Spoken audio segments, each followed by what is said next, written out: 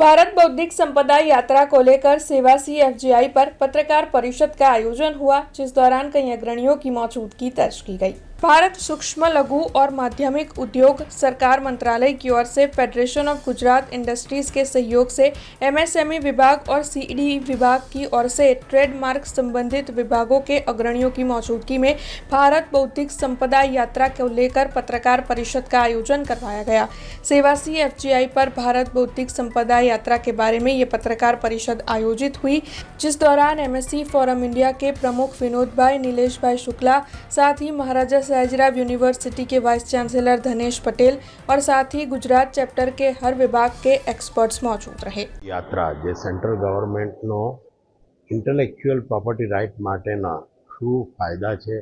શા માટે કરવું જોઈએ અને એની સમજ અને એના લગતા તમામ લાભો અને એનાથી બિઝનેસમાં ગ્રોથ કેવી રીતે થાય છે અને સાથોસાથ અમે MSME department central government, MSME department state government, પછી આપણું સીઈડી પ્લસ આપણે અહીંયાથી એનએસઆઈસી જે રિજનલ હેડ છે આપણા ગુજરાતના અને ટ્રેડમાર્ક ને એના જે આખી ઓફિસ છે અમદાવાદની, એ તમામ લોકો અહીં હાજર રહ્યા છે અને એ દરેક જણ દરેક નાના મોટા ઉદ્યોગકારોને ને બધાને કહી રહ્યા છે કે શું ફાયદો છે, શું તક છે, કઈ રીતે લઈ શકો બિઝનેસના ગ્રોથ માટે, ફોરેન જવા માટેની સ્કીમો, એની સબસિડી, એના માટેના ફાયદાઓ, દરેક એક્ઝિબિશનો માટેના ફાયદાઓ, એ સિવાય તમે ટ્રેડમાર્કની અંદર તમામ વસ્તુઓ તમને ટ્રેડમાર્ક કરો તો એની ફીઝ ને બધું સબસિડાઇઝ કરીને નહીં પણ ટોટલ પાછી આપે છે। તો આવી બધી જે સર્વિસીસ છે જે સરકારે ખાસ કરીને એમએસએમઈના ગ્રોથ માટે જે ડેવલપ કરી છે એની સાચી સમજ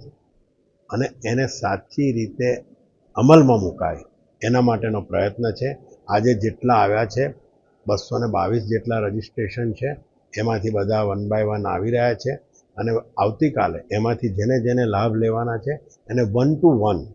એ લોકો સાથે ઇન્ટરેક્શન થશે અને એમના પ્રશ્નો અને એમની મેટરો માટેની વાતચીતો થશે। हमसे जुड़े रहने के लिए हमारे YouTube चैनल को सब्सक्राइब करें और नई वीडियो की नोटिफिकेशन के लिए बेल आइकॉन को दबाएं।